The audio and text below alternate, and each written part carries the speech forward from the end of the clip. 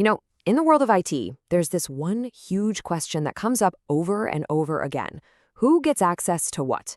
It sounds so simple, right? But if you get it wrong, the consequences can be, well, pretty massive. So today, we're going to explore a really core idea in security, but we're going to do it through a story. It's a simple concept, but I promise, once you see it in action, it'll completely change how you think about protecting your systems. Ready? Let's dive in. I mean, it's a tempting thought, isn't it? Wouldn't it just be easier to give everyone full access? Think about it. No more tickets, no more complaints about not having the right permissions. It sounds so much simpler, so much easier. But as we're about to find out, that kind of convenience, it comes at a price, a very high price. So let me introduce you to someone. This is Alex. Alex is a sysadmin, and honestly, he's one of the good ones. He's helpful, he's quick, and he really genuinely cares about helping people do their work. But every single day, his inbox is just flooded. Request after request, each one like a tiny little fire he needs to put out. And the pressure is always on to just keep things moving. And this is the temptation, right? That little voice in the back of his head that whispers, just give them access. You know the one. It'll close the ticket, it'll stop the complaints, it'll make the user happy. And in that moment, it feels like the right call. It feels helpful. Just clear the queue, make someone's day easier. What's the harm? So one afternoon, a new request pops up. A user needs access to a specific tool, but just for a couple of days. Now, the official process, it's slow, it's clunky. So Alex, wanting to be helpful, decides to take a little shortcut. He gives the user a more powerful, general-purpose account. Just a temporary fix, he tells himself. He even makes a mental note to circle back and fix it later. It's just a small thing. Or so he thinks. But what Alex doesn't know is that his small, helpful mistake has just armed a ticking time bomb. That quiet, steady hum of the servers, it's about to be shattered by the sound of an alarm. A single loose thread is about to unravel the whole thing. And it all starts with one tiny, unseen event. Somewhere else in the company, an employee gets an email. They click a link they shouldn't have. It's a mistake that happens 1,000 times a day in 1,000 different offices. We've all been tempted. But this email, this one, was sent to the very same user Alex had just helped. And just like that, it happens. An attacker now has the keys. But not just any keys. Not the keys to a normal, limited user account. No. They have the keys to that over-permissioned account Alex just granted. The attacker has no idea why they just hit the jackpot, but they're holding a master key that opens way, way more doors than it ever should. Now, with this kind of access, the attacker doesn't just sit still. They start to explore. They start moving, laterally, from one system to the next. They're pulling on threads, quietly opening doors, and mapping out the entire network. You see, Alex's helpful mistake didn't just open a single door. It handed the attacker the blueprints to the entire building. And this brings us to a really important idea. It's called the blast radius. Think of it this way. It's the total potential damage a single compromised account can cause. See, Alex thought he was just solving one small problem for one person, but what he actually did was dramatically increase the blast radius of a single mistake. He turned what should have been a small fire in a supply closet into a raging inferno across an entire floor. Okay, so as the alert starts screaming and everything feels like chaos, a senior mentor steps in. Everyone just calls her the architect. And she's calm, totally calm, because she's seen this all before. She's not there to point fingers or place blame. She's there to teach and to contain the damage.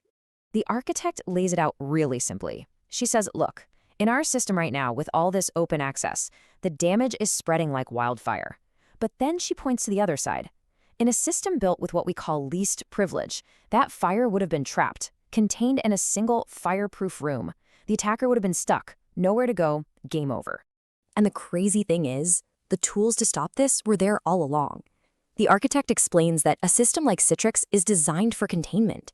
See, users connect to specific applications, not the whole underlying infrastructure. Every session is controlled by policies.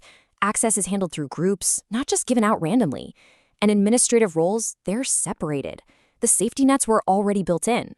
So, in the quiet aftermath, once the fire is out, the real lesson begins. And this is the moment that's going to change everything for Alex. It's not about a technical glitch. It was a failure in mindset. And then the architect says something Alex will never forget. She looks at him and says, least privilege. It's not about distrust. It's about damage control. She explains, we trust our people. Of course we do. But we can't trust every single email they get or every link they might be tricked into clicking. This is about building a system that's strong enough to survive one mistake. And it goes even deeper. This isn't just about stopping bad guys from the outside. It's also about protecting the system from, well, from us, from accidents. You know, a junior admin who accidentally deletes the wrong thing. A script that goes haywire because it has too much power. A system built on least privilege protects itself from well-meaning mistakes just as much as it does from malicious attacks. She pulls up a chart showing different admin roles. It's so clear. Look, a help desk admin, they can help users, but they can't touch the core infrastructure. A read-only admin can look around and investigate a problem, but they can't change a single setting. Each role gets only the permissions it needs to do its job, and nothing more. It's not about creating red tape. It's about creating a powerful safety net. And right there, in that moment, you can see it. Something just clicks for Alex. He's not just closing tickets anymore. He's seeing the bigger picture. He sees the system as a whole, as something to be protected, to be designed with purpose. He's shifting from being just an operator to thinking like an architect. So the architect gives Alex a new tool, but it's not software. It's a simple set of questions to ask himself every single time a request comes in. 1. Is this access really necessary? 2. Is it temporary? Does it have an expiration date? 3. Is it documented somewhere? And 4, the big one. If this account gets compromised tomorrow, what's the blast radius? And this, right here, is the heart of the new mindset. An operator asks, can I give this access? An architect asks, should I give this access? It's a subtle but powerful shift. It's moving from just thinking about what's technically possible to taking on professional responsibility for the health of the entire system.